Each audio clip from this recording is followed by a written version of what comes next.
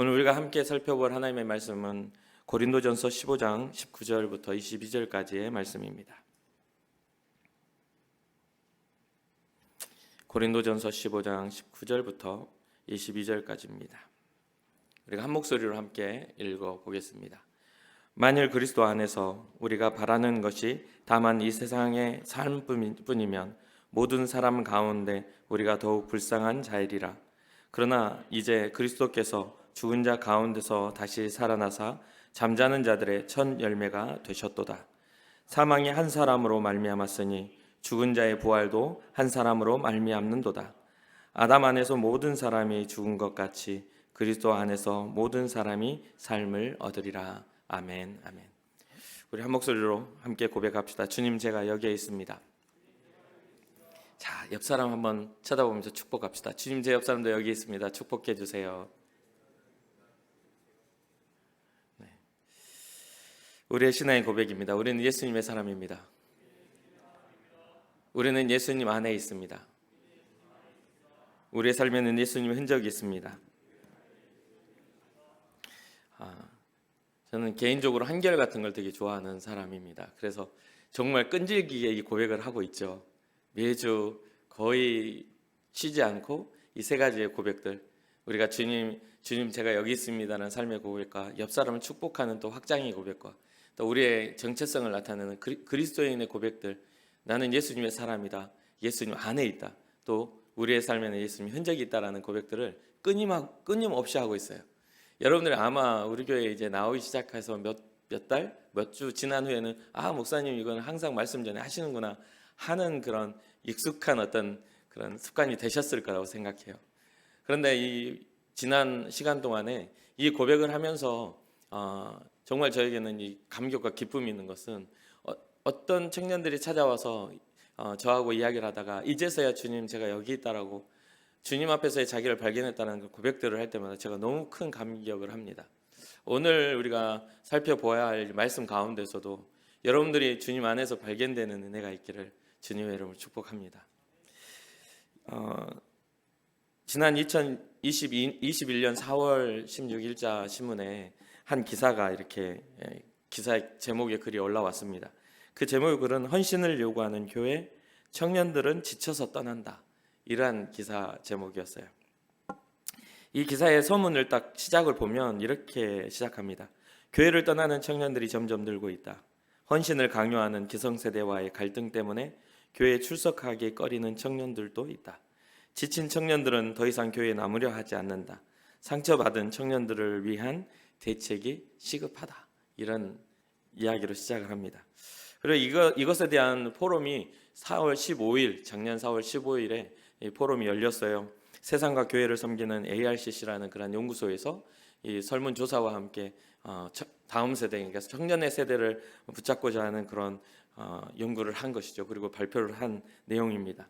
거기에 보면 기존의 청년들을 대상으로 설문을 하는 것 중에 교회를 옮길 의향이 있다고 답한 청년들에 대해서 이렇게 그들이 교회를 옮기려고 하는 청년들이 꼽은 교회 문제점들에 대해서 이제 설문을 했어요. 그때 그 설문에서 가장 1위를 한 게 목회자의 언행 불일치라는 그런 것이 항목이 1위를 했어요. 그 다음에 두 번째가 교회의 헌신을 강요한 게 두 번째 이유였어요. 그리고 세 번째가 목회자의 설교, 네 번째가 영적 필요가 채워지지 않음, 다섯 번째가 목회자의 상처되는 말이 이 다섯 번째를 차지했습니다. 이 연구에서 청년들의 생각과 사역자들의 생각을 또 구분해서 이렇게 정리해 놓아서 우리 그때 포럼에서 발표를 해요. 청년들의 생각은 어떻고 또 사역자들의 생각은 어떤가라는 그런 구분이죠.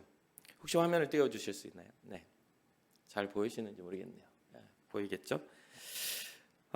연구의 이제 결과를 종합해서 이렇게 쭉 그림으로 표현이 되어 있는데, 먼저 청년들의 생각을 보면 개인 신앙의 불확실성과 의문이 든다라는 그런 이유가 있어요. 두 번째가 교회의 다움이 없는 교회다. 세 번째가 위로와 평안을 주지 못하는 교회다.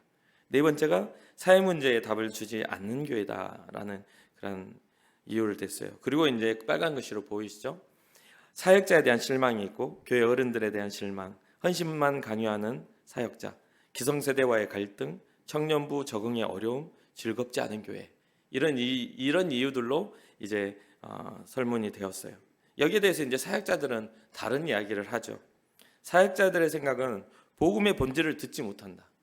청년들이 복음의 본질을 듣지 못했기 때문에 교회를 떠나는 것이다. 떠나려고 하는 것이다. 그리고 두 번째는 하나님 또는 믿음에 설득되지 않았다. 세 번째는 교회에서 하나님을 경험하지 못했다. 네 번째, 교회에서 가르치는 말씀이 청년의 삶과 동떨어져 있다. 듣는 말씀이 여러분들의 삶과 동떨어져 있기 때문에 교회를 떠난다, 이런 이야기를 한다는 거죠. 그리고 또 사역자들이 말은 청년들에 대한 이해가 부족하기 때문에 그들을 잡지 못하는 거다. 그리고 교회에 대한 실망감이 있을 거다. 교회의 비상식적인 모습들을 그들이 목격했을 것이다라는 그런 이야기들을 합니다. 자, 이야기한 중에 여러분 혹시 여러분들에게도 맞는 그런 생각해봤던 그런 것들이 있습니까? 혹시 있을 수도 있어요. 부분적으로는 나도 저런 마음이 있었지, 나도 그런 갈등들이 있었지라고 생각할지 모르겠습니다. 그리고 여기 앉아 있는 여러분들 중에 교회를 옮기려고 작정하고 있는 그런 분들이 혹시 있다면 그것도 그런 생각을 해보셨을 수도 있겠죠. 근데 이제 저는 이제 우리 교회 청년들이 그래도 우리 교회 안에서 신앙적인 부분들이나 하나님을 발견하는 일에 열심히 있는 그러한 사람들이라고 생각하기 때문에 이런 이유들을 보면서 좀 다르게 좀 해석이 좀 되었습니다. 이 자료들을 쭉 살펴보고 글들을 막 읽어보면서 어떤 생각이 들었냐면 어쩌면 청년들의 요구와 사역자들이 말하고 있는, 진단하고 있는 그러한 이야기들이 성경이 말하고 있는 그런 은혜에 대한, 신앙에 대한, 믿음에 대한 것과 좀 동떨어져 있는 건 아닌가? 뭔가 방법적이고 상식적으로는 그럴 수 있어, 그렇지라고 이야기는 되지만 뭔가 여기에는 하나님의 뜻이나 예수 그리스도의 십자가의 보혈과 능력과 그것을 의지하여 얻는 것들에 대해서는 좀 약해, 어떤 그런 진단에 있어서는 좀 동떨어져 있는 그런 느낌을 받았어요. 청년들이 요청하는 것도, 또 사역자들이 그 문제를 해결하려고 드는 것도 말이죠. 이렇게 생각된 이유가 있어요. 청년들과 사역자들의 모두의 관점이 그 자신들이 느끼는 감정과 상식 안에서 이것이 정이 내려진다는 것이죠. 그러면 오늘날 현대가 있기 전에 기독교의 역사가 지금까지 내려오면서 과연 복음은 상식적이고 이해되는 선에서 복음은 증거가 되어졌고 확장했는가에 대한 고민을 할 필요가 있겠죠. 그 복음의 시작이나 복음이 이렇게 전해져 가는 과정 속에서 과연 우리의 이해를, 복음이, 예수 그리스도의 십자가가 우리의 이해를 요구하는 것인가? 라는 그런 질문을 던질 수 있습니다. 이 청년들의 이유들을 보면서 청년들이 더 주님께 나아갈 이유를 찾기보다 교회를 떠날 이유에 집중되어 있다는 생각을 하게 되었어요. 뭔가 자기의 삶을 빼앗기는 것 같은 그러한, 자기의 가치를 교회에 빼앗기는 듯한 그러한 이유들이 대부분이었다는 생각을 한 것이죠.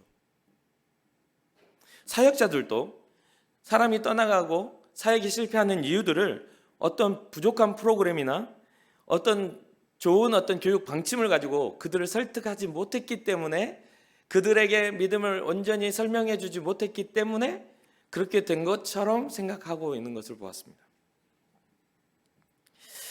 저도 혹시 그런 생각을 하지 않았나? 그런 것에 혹시 마음을 빼앗기지 않았나? 그런 생각을 좀 해보았어요. 우리들의 모습도 다를 바 없진 않는가라는 생각을 하게 된 것이죠.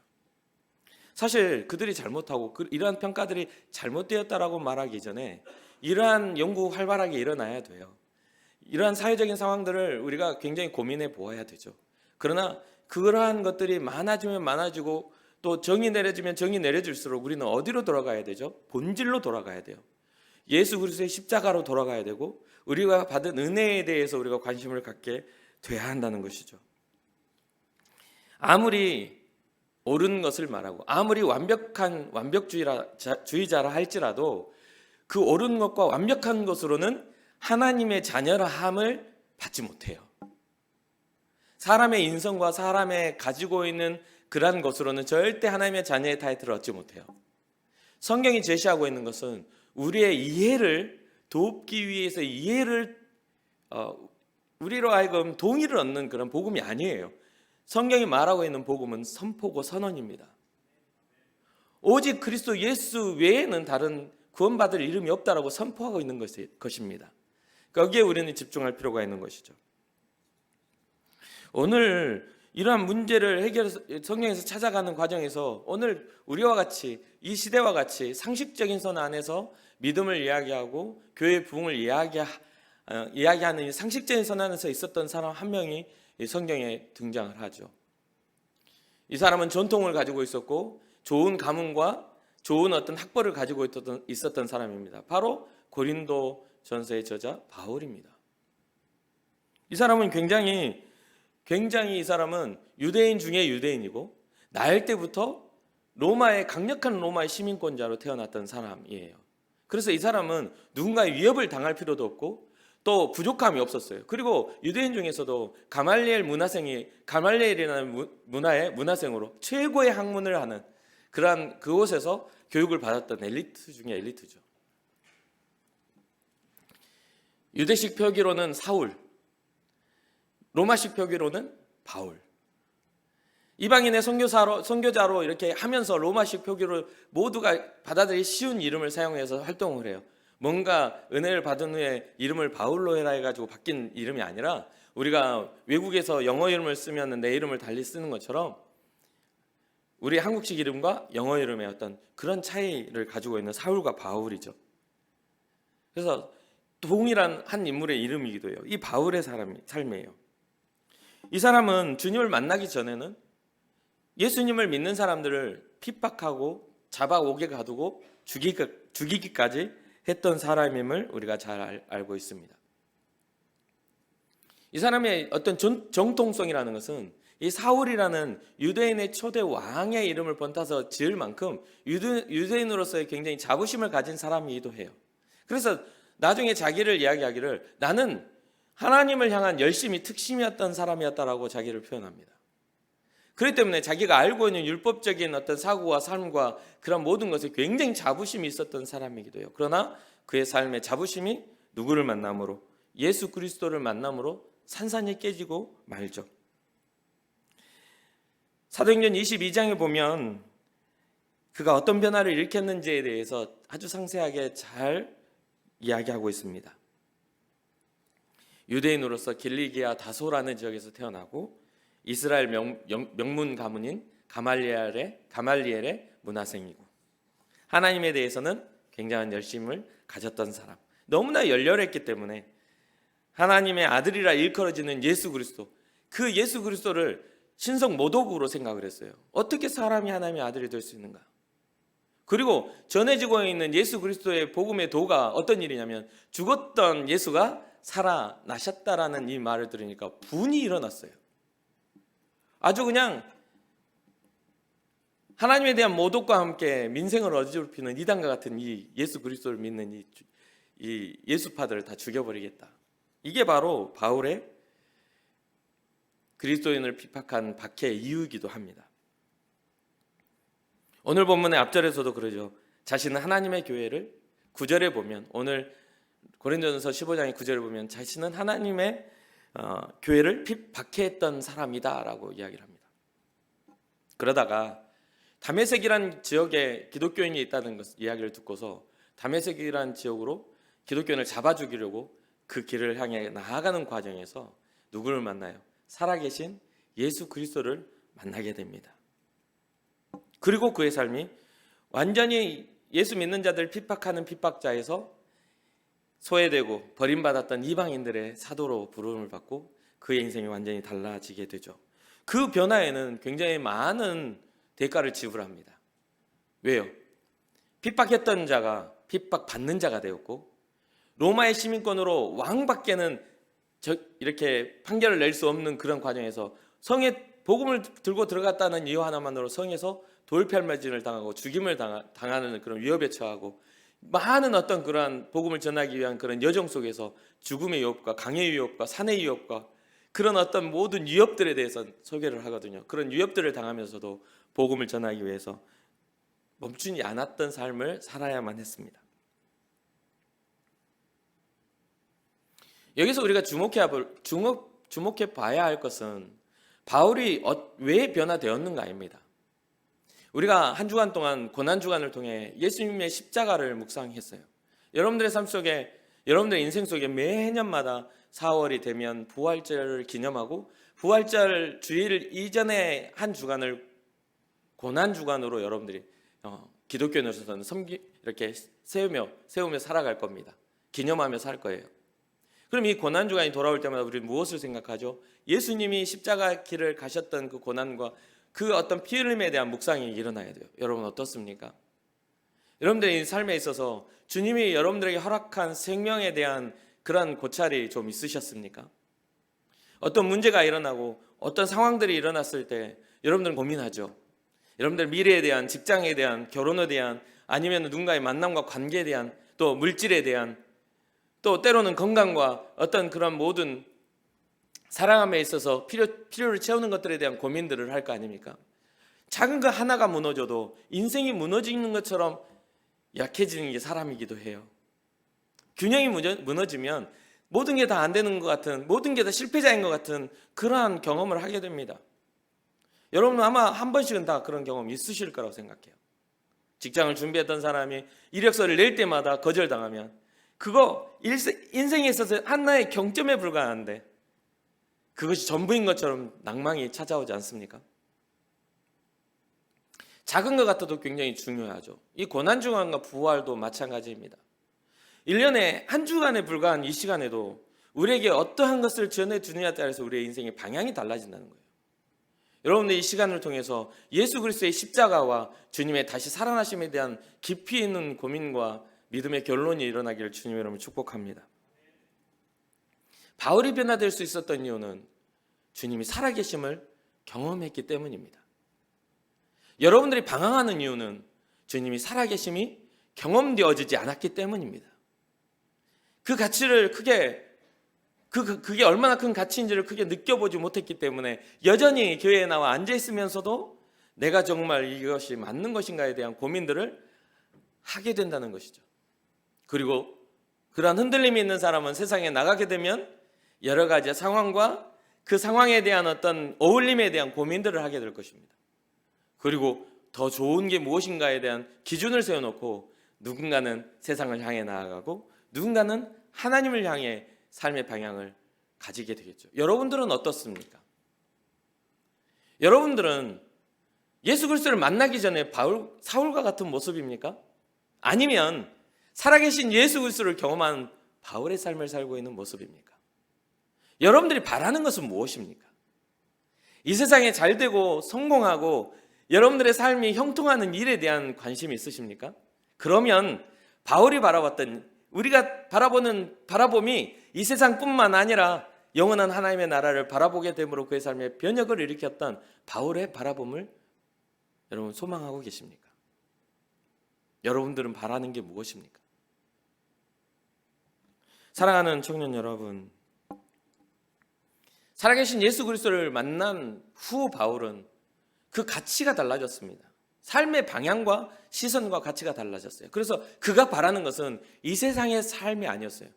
영원하신 하나님의 나라 다시 회복하고 하나님께서 온전히 이루어 가실 그 나라, 예수 그리스도 온전한 왕이신 영원한 왕이신 예수가 다스리는 나라를 향하여 그의 삶의 모든 방향성이 결정되었다는 것이죠. 오늘 여러분들이 깨달아야 할 것은 복음의 핵심은, 여러분들이 믿는 신앙의 핵심은 이곳에 나와서 여러분들 위로받는 게 아닙니다. 이곳에 나와서 여러분들의 감정을 충족시켜주는 게 아닙니다. 복음은 때로 우리로 하여금 몸부림치는 괴로움을 만들게 해요. 죄책감을 들게 해요. 복음은 때로 우리에게 실패자와 같은 그런 모습으로 주님 앞에 엎드려 회개하게 만듭니다. 세상에서는 실패자가 아니에요. 너 지혜롭다 잘한다 하지만 주님 앞에는 실패자가 되어 죄책감에 시달리고 내가 이 땅에 온 이유, 하나님이 나를 이 땅에 보내신 이유가 있는데 라는 그런 갈등을 하게 합니다. 그래서 복음의 핵심은요, 우리 주님의 십자가와 다시 살아나신 부활임을 믿으시기를 주님의 이름으로 축복합니다. 바울은 죽은 자의 부활이 없다면 예수 그리스도께서도 살아나지 않으셨을 거라고 말합니다.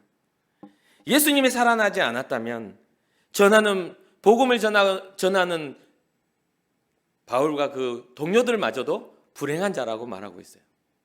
우리는 너무 불행한 자들일 거다. 주님이 살아나셔서 부활하시지 않아 하나님의 나라가 없다면 우리는 정말 불행한 사람들일 것이다.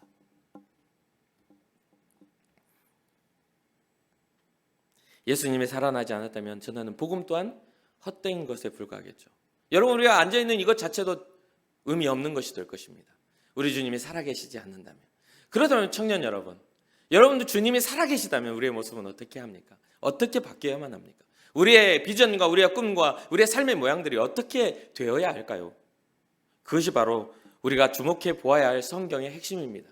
믿음의 사람들의 발자취를 따라가야 할 핵심이 그 안에 있는 거예요. 하나님이 살아계심을 알기에 그들의 삶이 어떠했는지를 살펴보고 우리도 우리의 삶에서 어떻게 살아야 하고 어떻게 우리의 믿음을 주님 앞에 드려야 되는지를 고민해보는 그런 은혜가 있어야 될 줄 믿습니다. 예수님이 이 땅에 오신 이유가 여기에 있죠. 하나님의 나라를 전파하고 우리로 하여금 하나님의 나라를 회복하시기 위하여 우리 주님은 이 땅에 오셨습니다. 죄인된 우리가 하나님과 함께하지 못하는 죄로 말미암아 우리의 생명, 잃어버린 생명들을 다시 회복하기 위해서 우리 주님이 이 땅에 오셨음을 잊지 마시길 바랍니다. 오늘 본문에 보면 이렇게 나오죠. 사람이 한 사람으로 말미암았다. 사망이 한 사람으로 말미암았다. 죽게 된 것은 한 사람의 죄라는 거죠. 그러면서 인류를 대표했던 아담의 범죄가 우리에게서 뺏어간 게 뭐예요? 하나님의 형상과 하나님 앞에서의 존귀함과 영원했던 생명을 뺏어가 버리고 만 것 아닙니까? 그런데 반대로 죽은 자의 부활도 한 사람으로 말미암았다는 것이죠. 사망도 한 사람으로 말미암았고 죽은 자의 부활, 다시 살아나는 것도 한 사람으로 말미암았다. 그것이 바로 이 땅에 오신 예수 그리스도로 인하여 우리는 부활의 영광을 알게 되었다는 것입니다. 아담 안에서 모든 사람이 죽게 되었고 이제는 그리스도 예수 안에서 모든 사람이 살게 되는 은혜를 얻게 되었습니다. 사랑하는 청년 여러분, 우리는요 예수 그리스도를 바라보는 신앙자들입니다. 여러분들의 신앙의 이유가 누군가 기성세대, 소통되지 않는 어떤 그런 불통, 그리고 어떤 교회 안에서의 어떤 적응의 부적응, 여러분들 신앙의 이유, 믿음의 이유가 여기에 있지 않기를 원해요. 여러분과 저와의 관계 안에서 어떤 청년은 좀 더 저에게 가까이 와서 끌어안고 친밀해질 수도 있어요. 그렇다고 해서 그 청년이 저 때문에 천국 가는 거 아니에요. 그렇지 않아요? 누군가는 제 말 한마디에 상처를 받고 무슨 저런 목사님이 다 있어. 진짜 내가 언제 관심 가져달라고 그래? 라고 할 수도 있어요. 제 사역 속에 그러한 경우도 있었으니까. 저한테 찾아와서 그러더라고요. 그 전도사 시절이었는데, 전도사님, 제가 언제 관심 가져달라고 했습니까? 제가 언제 사랑해달라고 했어요? 관심 좀 끄시라고 라고 했는데 그 친구가 회장이었어요. 마음의 상처를 받더라고요. 제가 한동안 진짜 말을 안 했어요. 제가 친밀하게 다가가서 뭔가 누군가의 교제하는 게 정말 저에게는 이럴 수도 있구나라는 생각을 했어요. 호의롭게 다가가도 그게 호의롭지 않은 경우도 생기는구나. 각자의 해석이라고 생각해요. 전혀 그 친구를 원망하지 않습니다. 그런 일이 있은 후에 몇 년간은 원망을 했죠. 저런 했는데 생각해 보니까 저도 우리 주님께 그러한 모습들을 가지고 있더라는 것이죠. 그럴 수도 있어요. 그럼에도 저는 기도해요. 그러한 이유가 신앙을 결정하는 이유가 되지 않기를 원합니다. 우리가 신앙을 결정하는 이유는 우리를 위해 십자가에 지신 예수 그리스도의 이심을 잊지 마시길 주님으로 축복합니다. 누군가 더 심한 사람이 와서 여러분 상처 입힐 수도 있어요. 목사님이 와가지고 여러분들을 상처 입힐 수도 있어요. 장로님이 지나가면서 여러분들을 아주 그냥 상처 입힐 수 있어요. 그러나 그분들이 여러분들의 영혼에 저 같은 목회자가 여러분들의 영혼을 책임질 수 있는 존재가 아니에요. 여러분들의 인생과 삶과 여러분들의 생명을 책임지실 수 있는 분은 우리 예수 그리스도밖에 없음을 잊지 마시길 주님의 이름으로 축복합니다. 예수님이 열어주신 생명의 길을 걸어야 합니다. 예수님이 열어주신 부활의 영광을 참여해야 합니다. 예수 그리스도께서 그 모든 것들을 이루기 위해서 대가를 지불하신 거예요. 우리는 그 대가 위에 우리의 삶을 세워가고 있는 것입니다. 우리는 그 대가 위에, 그 길 위에 우리는 걸어가고 있는 거예요. 사랑하는 청년 여러분, 여러분들의 바람이 이 세상만이 아니기를 주님의 이름으로 축복합니다. 오늘 어떻게 또 이렇게 찬양을 또 멋들어지게 맞게 해가지고 제가 뒤에서 감격을 했네요. 우리의 집은 여기가 아니죠. 우리는 천국을 향해 나아가는 사람들이니까. 우리 주님은 천국 문을 활짝 열고 우리를 기다리고 계시는 줄 믿습니다. 그래서 여러분과 저의 바람이 최선을 다해서 삶을 살아가고 인생을 살아가지만 그 바람이 주님께 속하길 원해요. 바울이 고백했던 것처럼 그리스도로 푯대를 삼아 내가 달려간다라고 말하는 그런 은혜가 여러분과 저희 있기를 주님의 이름으로 축복합니다.